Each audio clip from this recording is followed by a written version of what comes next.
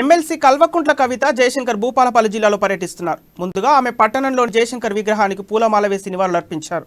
జయశంకర్ విగ్రహం నుండి అంబేద్కర్ సెంటర్ వరకు భారీ ర్యాలీ నిర్వహించారు. అక్కడ అంబేద్కర్ విగ్రహానికి నివాళులర్పించి ఇటీవల గుండెపోటుతో మృతి చెందిన తిరుపతి కుటుంబ సభ్యులను పరామర్శించారు. ఎమ్మెల్సీ కవితతో గిరిజన శాఖ మంత్రి సత్యవతి రాథోడ్, ఎమ్మెల్యే సండ్ర వెంకట రమణారెడ్డి, జిల్లా అధ్యక్షులు జ్యోతి, ఎమ్మెల్సీ మధుసూదనాచారి కార్యకర్తలు ఉన్నారు.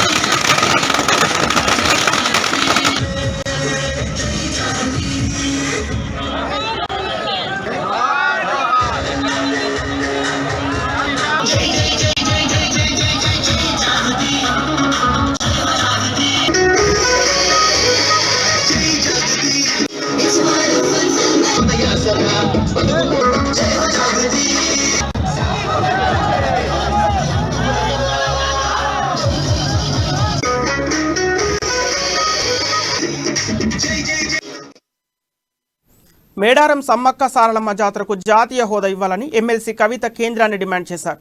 ఇవాళ ఆమె ములుగు జిల్లాలో పర్యటించారు. ఈ సందర్భంగా రామప్పలో మీడియాతో మాట్లాడారు. తెలంగాణ అభివృద్ధితో రామప్ప యునెస్కో గుర్తింపు వచ్చిందని తెలిపారు. మేడారానికి జాతీయ హోదా ఇవ్వాలనే డిమాండ్ ఇప్పటిది కాదని, గతంలో పార్లమెంట్లో కూడా డిమాండ్ చేశామని ఆమె గుర్తు చేశారు. రామప్ప పరిసర ప్రాంతాలు కూడా అభివృద్ధి సాధిస్తాయని అభిప్రాయపడ్డారు.